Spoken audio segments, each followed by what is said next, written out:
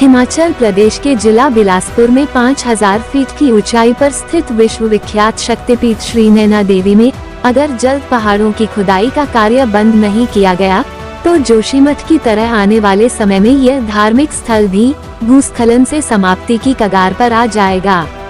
जी हां, 1100 बीघा क्षेत्रफल में फैले श्री नैना देवी जी धार्मिक स्थल में जोशीमठ जैसे हालात पैदा हो रहे हैं। इस ऊंची पहाड़ी पर बड़े बड़े होटल, मकान, सड़कें धड़ाधड़ बन रही है। बड़े बड़े प्रोजेक्ट स्वीकृत करके प्रदेश सरकार मंदिर न्यास की पहाड़ी को खोखला करती जा रही है। उल्लेखनीय है कि इस शक्तिपीठ पर 1978 में भारी भूस्खलन हो चुका है, जिसमें इस धार्मिक स्थल का बस अड्डे के पास की दुकानें, आसपास के मकान और ऊपर पहाड़ी पर बाजार में स्थित मकान चपेट में आ गए थे और सब कुछ पूरी तरह ध्वस्त हो गए थे। रातों रात लोग बेघर हो गए थे और फिर से उनका बसाव किया गया। बताया जा रहा है कि उस समय भूविज्ञानियों ने इस क्षेत्र का निरीक्षण किया था और श्री नैना देवी की पहाड़ी को डेंजर जोन में घोषित किया गया था, लेकिन ऐसा प्रतीत होता है कि न तो सरकार ने और न ही प्रशासन ने इस तरफ कोई ध्यान दिया। हालांकि समय समय पर लोगों के द्वारा यह मांग उठती रही कि इस धार्मिक स्थल के बचाव के लिए पहाड़ों की खुदाई, वृक्षों का कटान बंद किया जाना चाहिए। इस मामले में पूर्व मंत्री रामलाल ठाकुर का कहना है कि वो कई बार इस मुद्दे को उठा चुके हैं। उन्होंने कहा कि 1977 और 78 में जो श्री नैना देवी में भूस्खलन हुआ उस समय भारी तबाही हुई थी। यहाँ तक कि कोलावाला टोबा तक उसका असर देखने को मिला था और उस समय की दरारें अभी भी नजर आती हैं।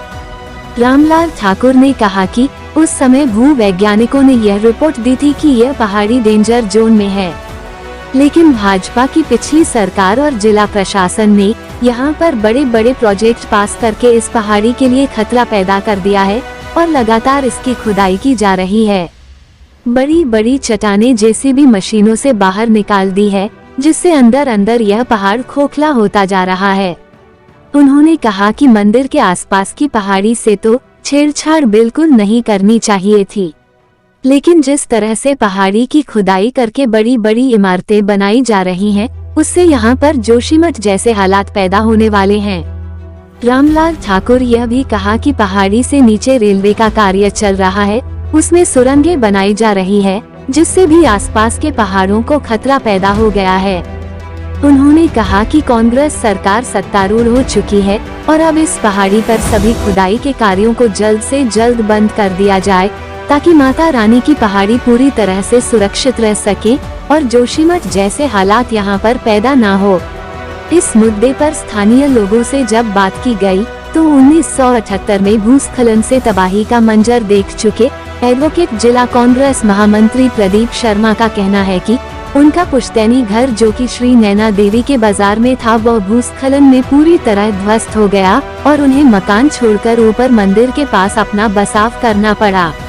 उन्होंने कहा कि रातों रात जब भूस्खलन हुआ तो ना तो बस अड्डे का पता चला और ना आसपास की दुकानों का और ना आसपास के घरों का, और आज भी वह मंजर उसे डरा देता है।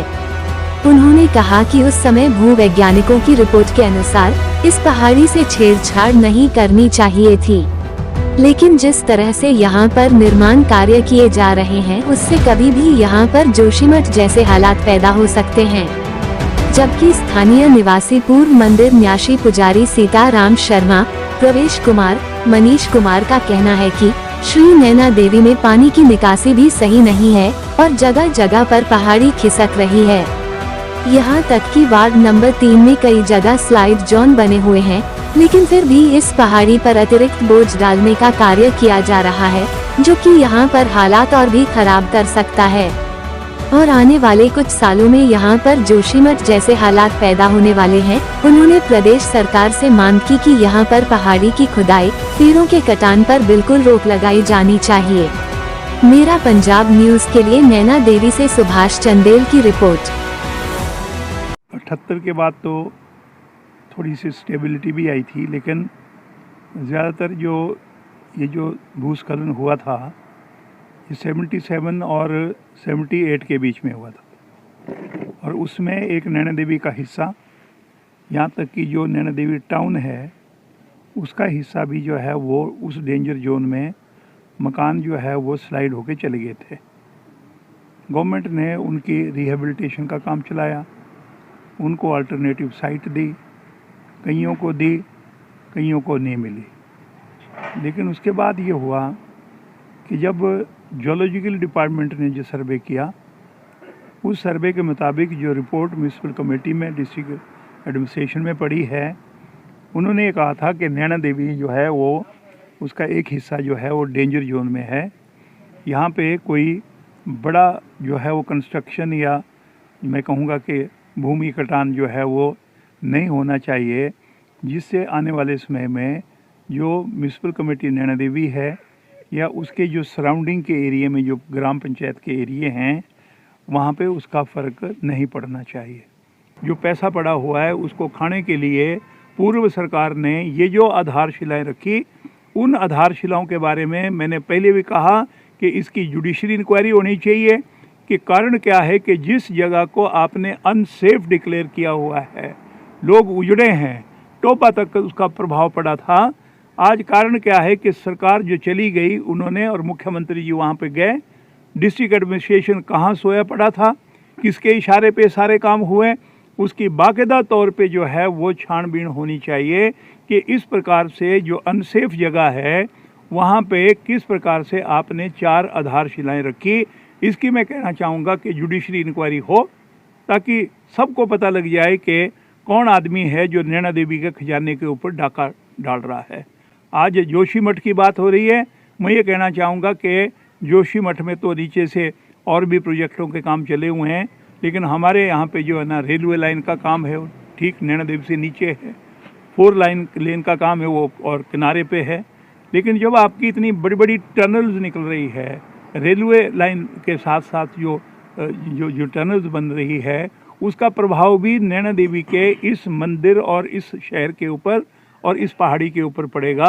कहीं कल को ऐसा ना हो कि ये जोशीमठ की तरह जो है माता नैना देवी के भी यहाँ पे इस प्रकार का स्खलन हो और लोगों की तबाही हो जाएगी। मैं कहना चाहता हूँ तुरंत इन सारे कामों को बंद किया जाए।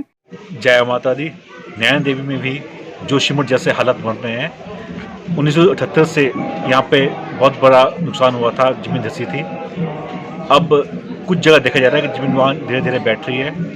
तो सरकार से मेरा निवेदन है कि इस पर ध्यान दिया जाए और जल्दी जल्दी इस पर कार्रवाई की जाए ताकि यहाँ पर जोशीमठ हालत ना बने।